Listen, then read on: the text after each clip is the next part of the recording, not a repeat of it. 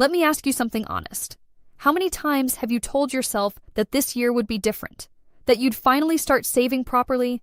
Finally stop spending money you don't have? Finally build the kind of life where you're not watching your bank account the week before payday? And here's the more uncomfortable question.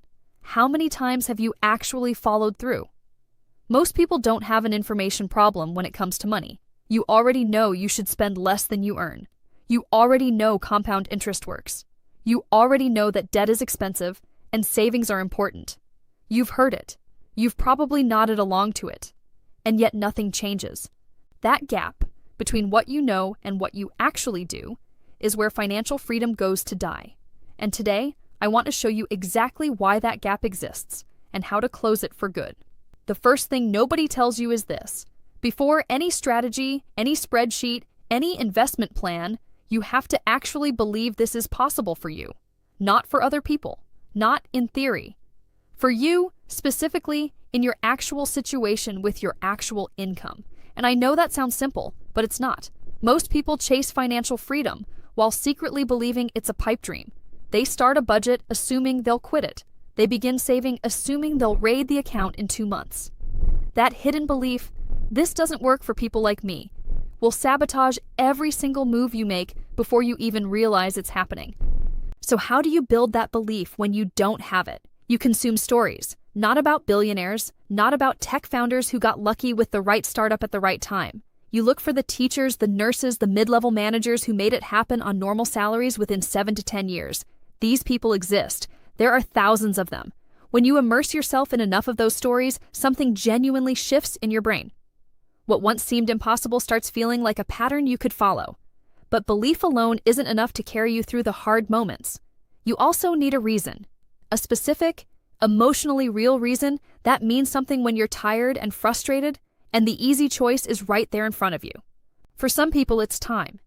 Being present for their kids instead of hearing about their childhood secondhand. For others, it's escape, knowing they cannot spend 40 more years doing work that drains them of everything they have. For others, it's creative freedom, or the ability to help family without worrying about the cost. Whatever it is for you, make it specific.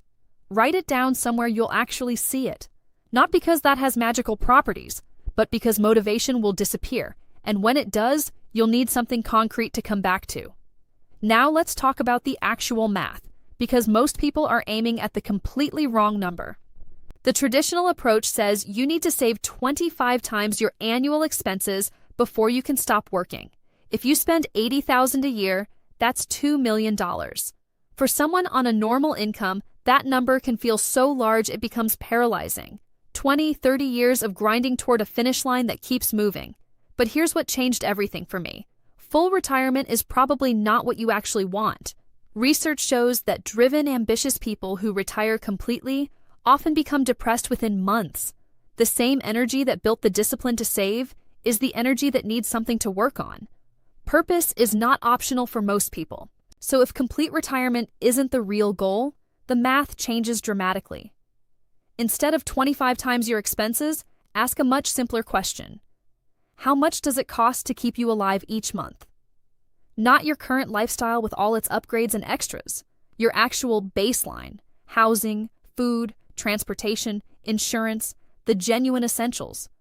For most people, that number is far lower than they think.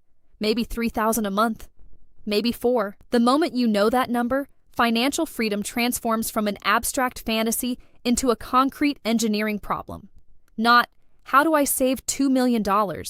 But how do I build income streams that cover $4,000 a month without requiring a traditional job? That is a completely different problem, and it's solvable in years, not decades. This is where expenses become your most powerful lever. Every dollar you remove from your monthly baseline is a dollar you no longer need to generate through other income. Cut your monthly expenses from $8,000 to $4,000, and you've literally cut the difficulty of reaching freedom in half. Housing matters most. For most people, it consumes 30% or more of their budget. One strategy that actually works is house hacking, buying a small multi-unit property, living in one unit, and renting out the others. When the math works, your tenants cover the mortgage. Your housing cost drops to zero. That's not theoretical. People with normal incomes and normal savings do this every year. The sacrifice is real. You might live in a less glamorous neighborhood, deal with tenants, spend weekends fixing things, but zero housing cost changes the entire timeline.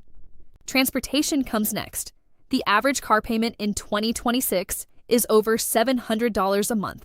Add insurance, fuel, and maintenance, and you're easily over $1,000 every month for the privilege of driving a new vehicle. Buy a reliable used car for cash, drive it for a few years, sell it for roughly what you paid. You just freed up $1,000 monthly that was quietly going to depreciation. None of these changes feel transformative in isolation. Combined, they can reduce your monthly expenses by 40 to 60%. And that reduction doesn't just save money, it fundamentally changes how quickly freedom becomes achievable. Here's something most people fundamentally misunderstand about their job. Your current salary is not what takes you to financial freedom, but it can fund the thing that does. A traditional job trades time for money at a fixed rate. There is a ceiling. No matter how good you get, no matter how many hours you work, the upside is limited. Financial freedom requires something different. Income that can scale without requiring proportionally more of your time. Income that continues when you're not actively working. This means recognizing that your job is phase one. Use it to cut expenses, eliminate debt, and build an emergency fund while you simultaneously develop phase two. Phase two is scalable income, something where your earnings are tied to the value you create rather than the hours you clock. Examples: digital products that sell while you sleep, content that generates revenue for years after you create it, services priced on outcomes rather than hours, where solving a problem that saves a client $50,000 justifies a $10,000 fee regardless of how long it took you.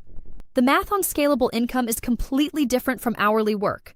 1,000 extra hours of delivery driving might generate $20,000. 1,000 hours building a YouTube channel or a newsletter or a course might generate nothing for a long time, but eventually the compounding kicks in, and the 10,000th hour might be generating $10,000 a month without requiring additional work. Linear income trades time for money forever. Scalable income invests time up front and harvests returns indefinitely. Now, when people hear build income streams, they often panic. They assume it requires some innate talent they don't have, some insider knowledge reserved for entrepreneurs and tech founders. It doesn't. Building income outside a traditional job is a skills problem, not a talent problem, not a luck problem, a skills problem. And skills can be learned. Copywriting, marketing, sales, content creation, product design, automation, every single one of these exists as a learnable set of principles. People who are good at them weren't born that way. They learned, usually through free resources available to anyone with an internet connection. The bottleneck is not information. The information is everywhere. The bottleneck is action. Which brings me to the 3 specific things that stop most people. The first is the idea problem. I don't know what to sell. I don't know my niche. This traps people in endless research mode.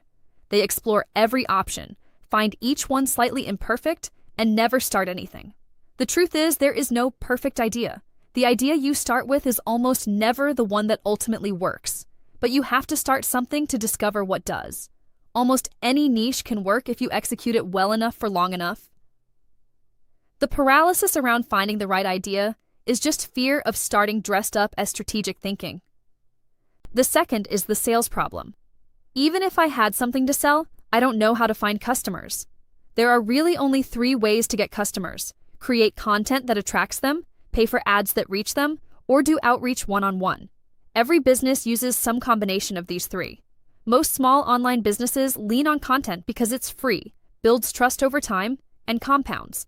Content creation feels intimidating until you realize it's just sharing what you know with people who don't know it yet. The third is the time problem. I have a job and responsibilities. I don't have time. This is real, but it's solvable. Financial freedom doesn't require quitting your job and working 80-hour weeks on a startup.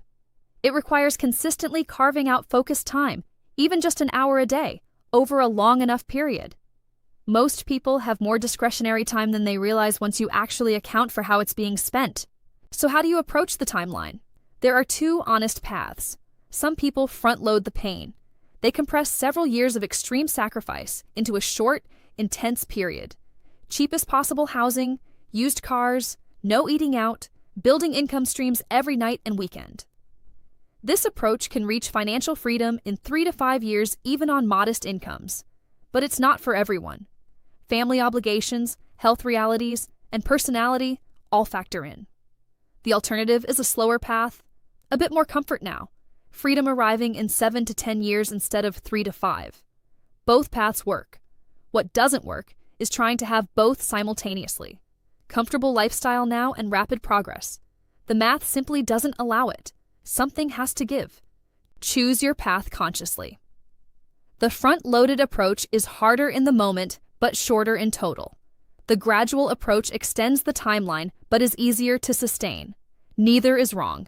But defaulting into a path that promises comfort now, while silently extending your timeline indefinitely, is the worst option of all. One thing I want you to understand clearly: you will try things that don't work. This is not failure. This is data. Most people who achieve financial freedom tried multiple approaches before finding the one that worked. They started blogs they eventually hated. They built products nobody wanted. They attempted service businesses that didn't scale. Each of those experiences taught them something about what kind of work energizes them, about what people actually want, about what moves the needle versus what just feels productive. The people who never achieve freedom are usually those who either never started anything or who gave up after one attempt that didn't immediately work. Skills compound. The copywriting you learned on the failed blog helps you write better landing pages for the successful course. The marketing experiments from the product nobody wanted teach you what resonates for the one they do. Nothing is wasted if you're paying attention and learning. Finally, systems beat motivation. Every single time. Motivation fluctuates. Some days you feel driven and clear. Other days you feel depleted and resistant. If your progress depends on feeling motivated, your progress will be inconsistent at best. Systems work regardless of how you feel. Automatic transfers that move money to savings the moment your paycheck arrives. Scheduled content creation blocks on your calendar that happen whether you feel like it or not. Processes that reduce the friction of doing the work. When behavior is automatic, it happens consistently. When behavior requires a decision each time, it happens only when conditions are perfect, and conditions are rarely perfect. The most successful people I've studied don't have superhuman discipline. They have systems that make the right behavior the default behavior. They removed the decision from the equation entirely. So here's the whole thing. Simplified, lower your expenses, build scalable income streams, develop the skills that make that income grow. Stay consistent long enough for compounding to kick in. Simple to understand. Hard to execute. Not because it requires genius or luck, but because it requires sustained effort in a direction that most of the people around you don't understand or support. Living below your means when others upgrade constantly. Building skills in your spare time when others relax. Saying no when everyone else says yes. The sacrifice isn't permanent. 3 to 7 years of intentional, uncomfortable effort can create decades of freedom. But most people quit before the compounding becomes visible. The people who make it aren't smarter or more talented. They just kept going longer. The path isn't hidden. The principles aren't secret. The only variable left is what you decide to do next, and whether you decide to do it today or spend another year thinking about it. Start today. Pick one thing from everything we covered. Implement it before you go to sleep tonight. Then pick another thing tomorrow. 1 year from now, you'll look back at this moment, not because the information was revolutionary, but because you finally decided to act on it.